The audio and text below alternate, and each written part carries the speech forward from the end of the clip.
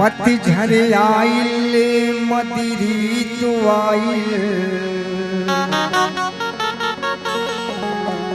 पिहुना आइले मोर दुख के हमरा नहीं कौनो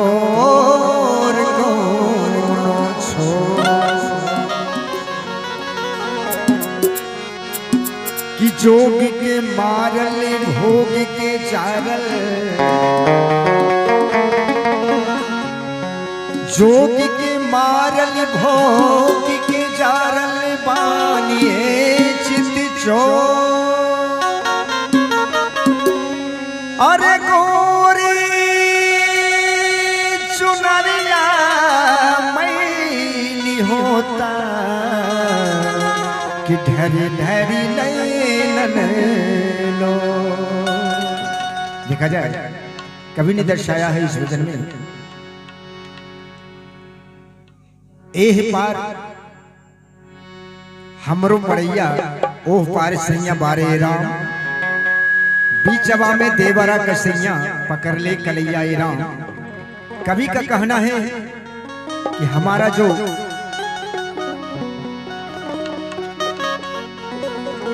श्मशान घाट पे जो मेरा शरीर है उसमें प्राण नहीं है, उससे प्राण निकल करके आत्मा जो है परमात्मा से कहता है और बीच में जो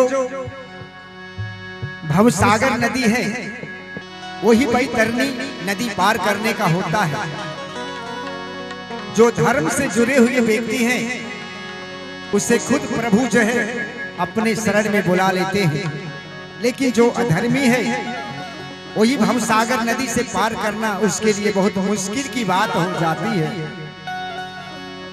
वही देवरा हुआ कसैया जो कलाई पकड़ लेता है, भवसागर नदी पकड़ लेता है कि तुम इस भव से पार करने के लायक नहीं हो सकता है प्रभु को आवाज लगाओ, अपनी गलती को पश्चाताप करो, अपने गलती को स्वीकार करो, तो हो सकता है प्रभु आपके पास बुला ले और खुद प्रभु तुम्हें लेने को आ जाएं।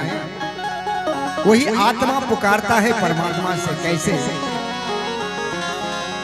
एह मारे हमारो मरैया ओह पारसैया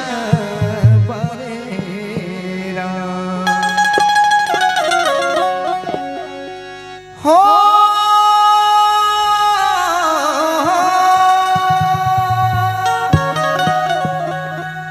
एह बार हमारो मरैया ओह परसैया बरेरा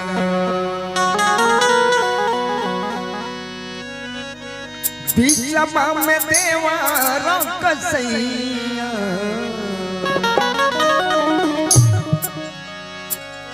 बीचवा में देवारा कसैया पकड़ ले कलैया बारे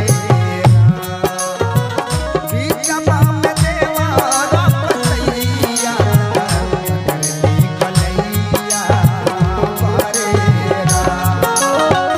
एह बार हमर मरैया ओह पारसैया बारे हमरो मरैया ओह पारसैया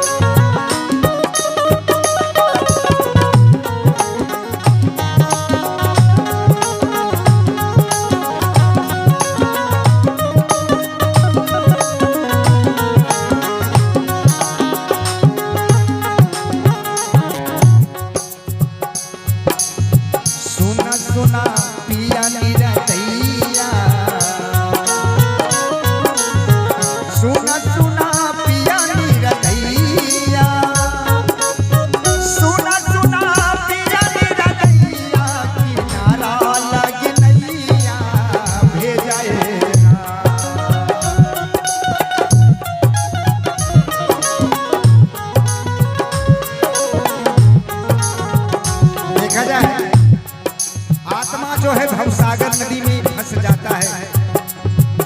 भवसागर नदी पार करना मुश्किल की बात नहीं है। जैसे कि हमारे रमाकांत बाबू प्रभु के पास तो चले गए और वो भवसागर नदी में फंसे हैं और वो प्रभु से आरजू विनती करते हैं कि हे प्रभु, इस भवसागर से हमें पार कर दो। मैंने जो भी कुछ किया हूँ, अगर मैं गलती किया हुआ हूँ उसके लिए आप क्षमा कीजिए, लेकिन अपने शरण में बुलाइए, मुझे स्वर्ग की प्राप्ति दीजिए। ऐसा वो प्राणी कहता है परमात्मा से। सुना सुना पिया मेरा नैया, किनारा लगी नैया भेजाए।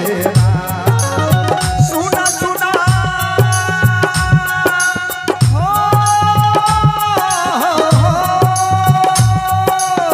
सुना सुना पिया मेरा नैया, किनारा लगी नैया भेजाए। सोहरी सोहरी लागी पैया, सोहरी सोहरी लागी पैया, हमारो खेबैया बनाए। सोहरी सोहरी लागी पैया, हमारो खेबैया बनाए। हमारो मरैया ओह पारसैया पारे।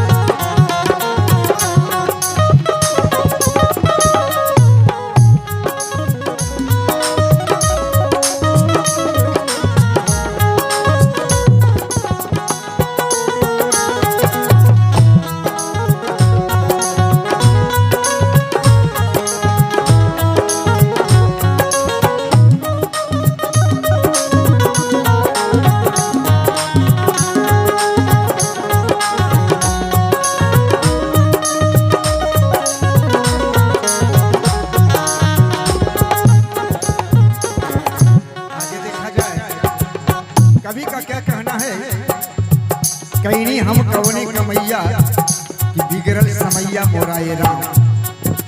ऐसा मैंने क्या कमाया, ऐसा मैंने क्या किया कि प्रभु हमसे नाराज हैं। प्रभु के पास आया भी तो यहाँ तो कोई उपाय नहीं चल रहा है। मैं करूं तो क्या करूं, प्राणी जो है पश्चाताप करता है। लेकिन अगर अंतिम घड़ी में वो लाख पाप करके भी प्रभु के शरण में अगर जाता है और प्रभु के आगे अगर अपना पाप को स्वीकार करता है, गलती को स्वीकार करता है, तो भगवान उसे स्वर्ग की प्राप्ति जरूर देते हैं। ऐसा कवि ने कहा है, मैं नहीं कहता। चल नहीं